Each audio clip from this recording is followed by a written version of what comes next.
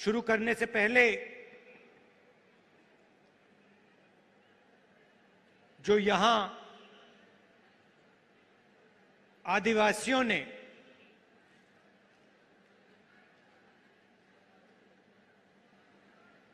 अंग्रेजों की लड़ाई में हिंदुस्तान को बनाने के लिए जो काम किया, जो कुर्बानी दी, उसके लिए मैं आप सबको दिल से, आदिवासी समाज को दिल से धन्यवाद करता हूं। आज आदिवासी दिवस भी है और इसके लिए मैं आपको बधाई देता हूं।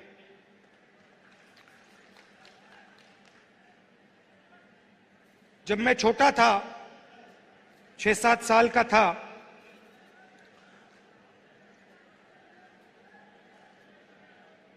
तो मेरी दादी इंदिरा जी ने मुझे एक किताब दी थी। किताब का नाम तेंदू एक आदिवासी बच्चा, यह नाम था। और वो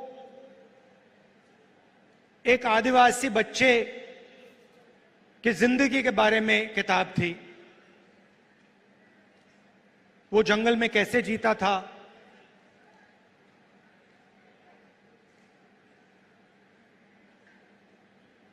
तीर कमान से मच्छी मारता था, उसके माता पिता, उसका परिवार किस प्रकार से जीता था, उस किताब में लिखा था। और वो किताब मुझे सबसे अच्छी लगती थी और मैं दादी के साथ वो किताब पढ़ता था। दादी पेज घुमाती थी और फिर मैं उनसे सवाल पूछता था और वो मुझे जवाब देती थी। शायद 45 साल पुरानी बात बता रहा हूं। और मैंने उनसे एक दिन पूछा कि दादी, ये आदिवासी शब्द जो है, इसका मतलब क्या है? और जैसे आप जानते हो, वो आदिवासियों से बहुत प्यार करती थी, मोहब्बत करती थी।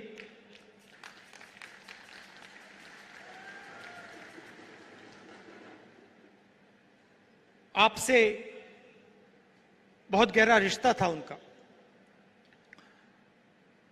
तो मैंने ये सवाल पूछा, छोटा सा था मैंने पूछा, ये आदिवासी शब्द क्या होता है? और मुझे आज तक याद है इंदिरा गांधी जी ने क्या कहा था और मैं आज आपको बताना चाह रहा हूं। उन्होंने कहा कि ये हिंदुस्तान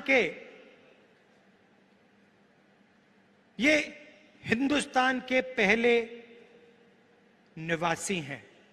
ये जो हमारी जमीन है, सुनिए, ये जो हमारी जमीन है,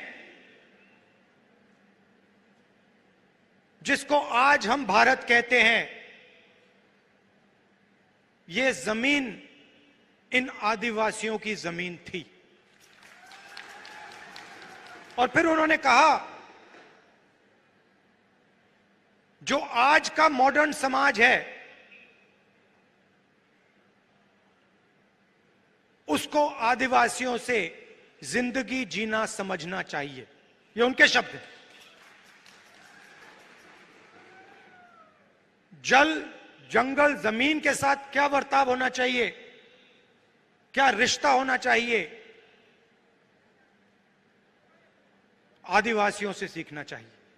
मगर एक बात मेरे दिमाग में बैठ गई कि आदिवासी इस देश के, इस धरती के पहले निवासी थे।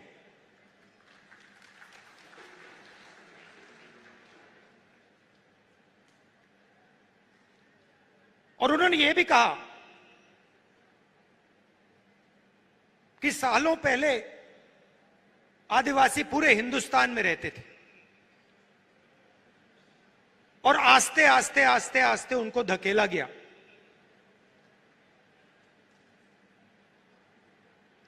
तो यह बात मेरे दिमाग में बैठ गई, आदिवासी पहले निवासी थे और ये जो पूरा देश है इसकी जमीन पहले आदिवासियों की हुआ करती थी। तो जब आप यहां शहीद हुए, हिंदुस्तान के जो ओरिजिनल मालिक थे वो यहां अंग्रेजों की गोली खाकर शहीद हुए। अब बीजेपी ने एक नया शब्द निकाला है, वनवासी। वनवासी का मतलब जो जंगल में रहते हैं। हम आपको आदिवासी कहलाते हैं, यह पूरा का पूरा देश आपका है और हम चाहते हैं कि आप जो भी करें, जहां भी करें, आप सफलता प्राप्त करें। चाहे आपके बच्चे कॉलेज में जाना चाहें, यूनिवर्सिटी में जाना चाहें, हवाई जहाज उड़ाना चाहें, कंप्यूटर चलाना चाहें, बिजनेस करना चाहें, इंडस्ट्री को चलाना चाहें, हम चाहते हैं कि आपको मौका मिलना चाहिए। जो भी आप करना चाहते हैं, जो भी आप अपने बच्चों के लिए सपना देखना चाहते हैं, वो आपका सपना पूरा होना चाहिए। अब वो क्या कहते हैं? वो कहते हैं आप आदिवासी नहीं हो, आप हिंदुस्तान के पहले निवासी नहीं थे।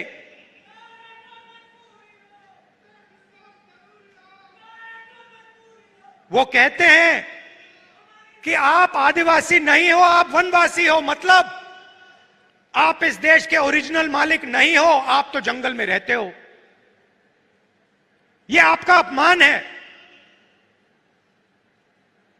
यह भारत माता का अपमान है। सिर्फ आदिवासियों का नहीं, पूरे देश का अपमान है। आप वनवासी नहीं हो, आप आदिवासी हो। यह पहले आपकी जमीन थी। बीजेपी चाहती है, आरएसएस चाहती है कि आप जंगल में रहो, जंगल के बाहर ना निकलो। आपके बच्चे इंजीनियर ना बने, डॉक्टर ना बने, लॉयर ना बने, बिजनेस ना चलाएं, हवाई जहाज ना उड़ाएं, प्रोफेसर ना बने। वो आप पे वनवासी का ठप्पा डालना चाहते हैं। मतलब आप जंगल में रहते हो, आप दूसरे लोगों से कम हो।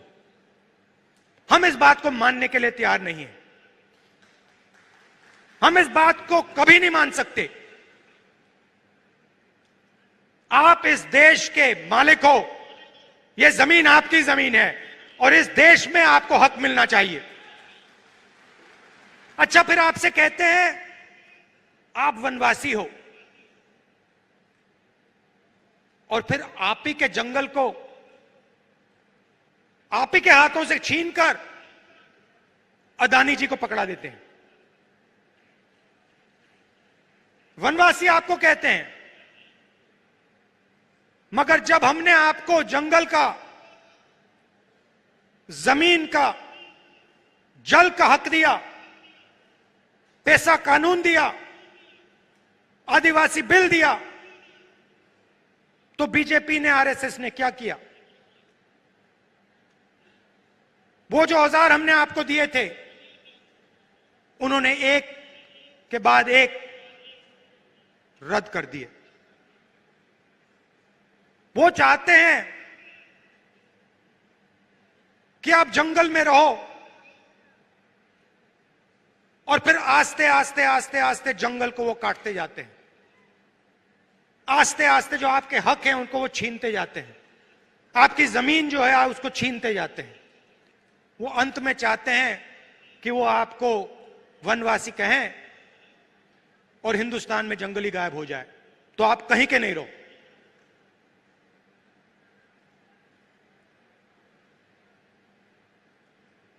आप आदिवासी हो, आदिवासी थे और आदिवासी रहोगे, और इस बात को कोई बदल नहीं सकता, इतिहास को कोई बदल नहीं सकता। हिस्ट्री की किताब में कोई कुछ लिख ले, सच्चाई यह है कि यह जमीन पहले आदिवासियों की थी और आदिवासियों को इस देश में हक मिलना चाहिए। कोई भी सपना देखने का हक मिलना चाहिए। आज मैंने पार्लियामेंट में भाषण दिया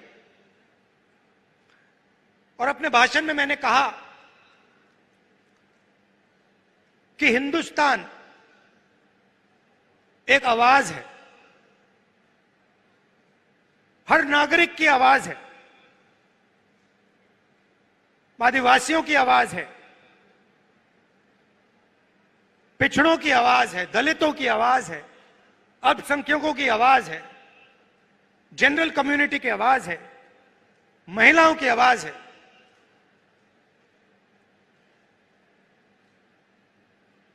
और जहां भी ये बीजेपी के लोग जाते हैं, हिंदुस्तान की आवाज को चुप करने की कोशिश करते हैं, दबाने की कोशिश करते हैं। आप देखिए, बीजेपी की सोच ने मणिपुर में आग लगा दी। 3-4 महीने से मणिपुर में आग जल रही है, लोग मारे जा रहे हैं,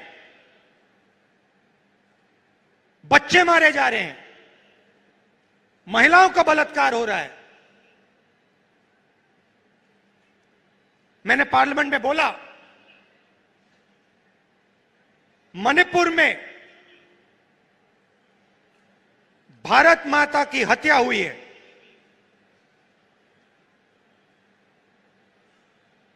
बीजेपी की विचारधारा ने मणिपुर में भारत माता की हत्या की है।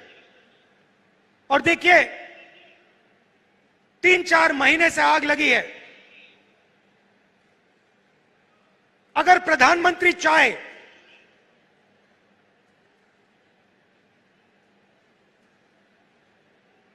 दो 3 दिन में उस आग को बुझा सकते हैं। अगर प्रधानमंत्री ने हिंदुस्तान की सेना को कहा कि इस आग को 2 दिन में बुझा दो, हिंदुस्तान मणिपुर में जो आग जल रही है उसको 2 दिन में बुझा देगी। मगर प्रधानमंत्री आग को जलाना चाहते हैं।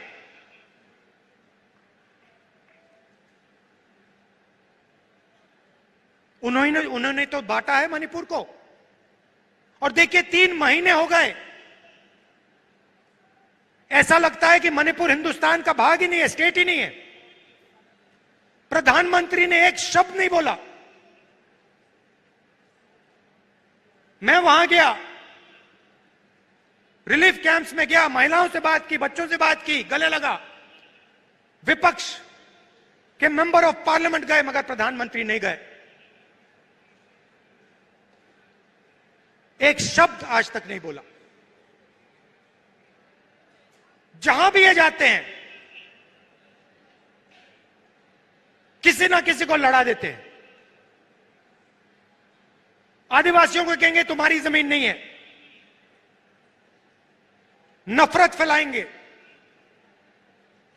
हिंसा फैलाएंगे, बाकी लोगों के बारे में गलत शब्द प्रयोग करेंगे। इससे देश को फायदा नहीं होता।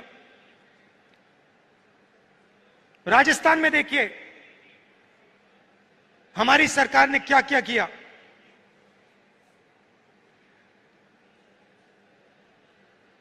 CM Chiranjeevi health insurance scheme देश का सबसे बेहतर हेल्थ इंश्योरेंस स्कीम है। कालीबाई स्कूटी योजना, मुफ्त में महिलाओं को स्कूटर। मुख्यमंत्री कोचिंग योजना,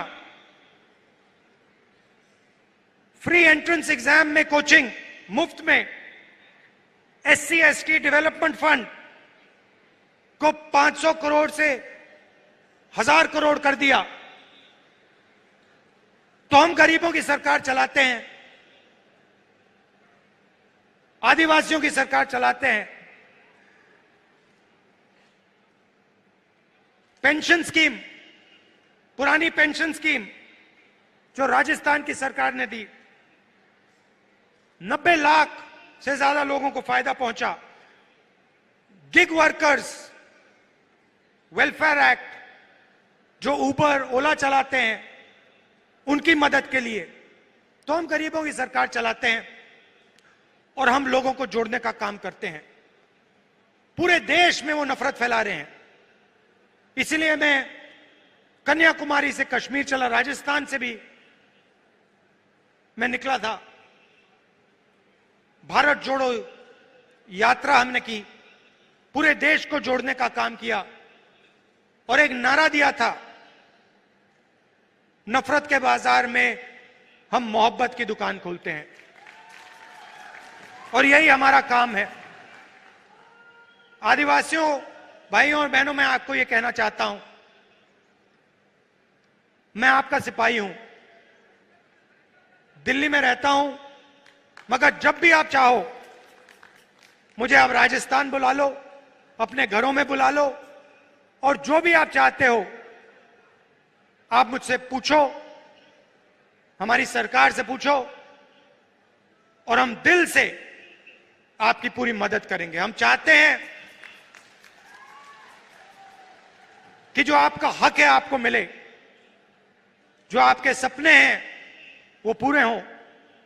आपके बच्चे यूनिवर्सिटी, कॉलेज